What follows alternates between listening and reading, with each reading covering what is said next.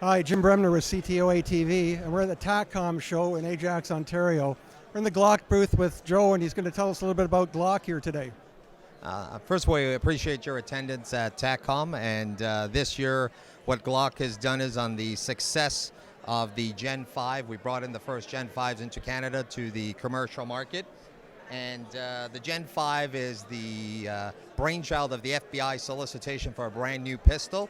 And built on the success of that contract, we've had agencies in Canada who've also selected that same pistol, and it's now commercially available. Some of the features are it's an ambidextrous slide lock pistol. The finger contours have been removed, therefore, by going back to the original Gen 1 pistol.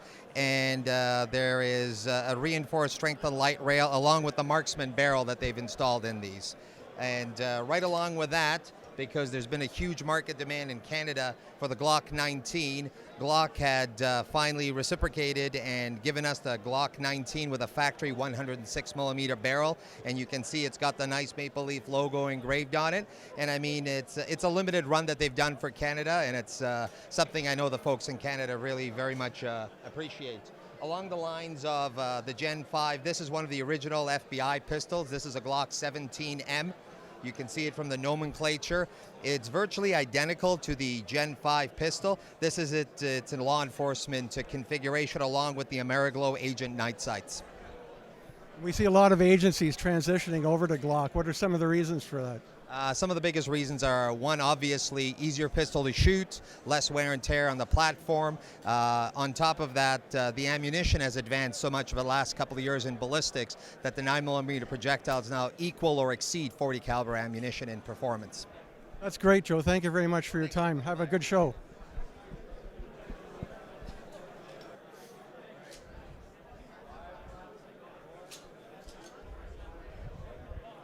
Jim Bremner, CTOA TV. I'm here at the TACCOM show in Ajax, Ontario, and I'm with Taylor McCubbin of Chimera. Taylor, can you tell us what you're doing here today? Yeah, so today we're showing our simulated firearms range and a little bit of our virtual reality technology, explaining how we use these as a support to live training. And how would a law enforcement agency benefit from using a system like this? So our system is completely mobile. It's a military-grade system. It's exactly the same as what we use in the military, and it's very cost-effective. So essentially, I can come to any law enforcement agency, set it up for them in their location, and then they can use that as either background activity or as good fundamentals practice. Often we see law enforcement using it for use of force scenarios as well, which is what the video that we have showing here today is demonstrating how we were with Montreal SWAT, and they used it for scenario training. So it's an effective tool. It's very, very cost effective, and it's totally safe because we're using Class 1 eye-safe lasers and high-pressure air to cycle the action on the weapon systems. Now, I noticed in the video that you can integrate a live actor into your video training. Yeah, and we really encourage that. So basically, because we're using eye-safe lasers and not live rounds, not marking cartridges or anything, we don't have to modify or really worry about the safety as much. So we can start to put live actors in the scenario and say, okay, so you just did the shooting engagement, what are you going to do next? Well, if you have to do an arrest, you have to do a search or any kind of cordon work, we'll put a live actor out there, do the actual search, do the arrest, carry on, follow through with what the drill would be in real life.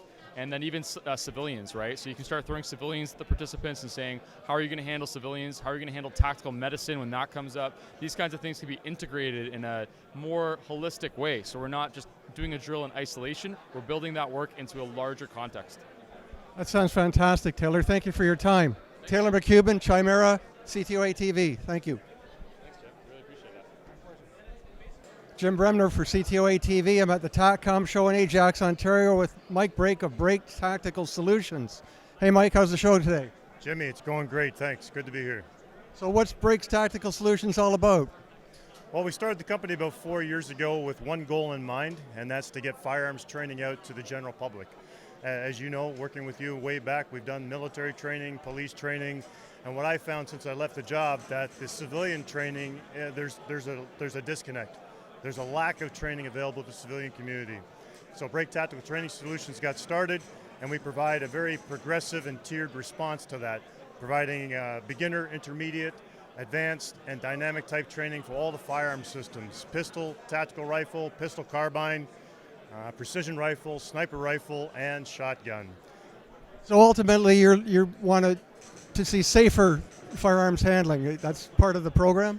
Oh, absolutely. Watching the civilians out there on the public ranges, I could see firsthand that there was that disconnect. There's something missing.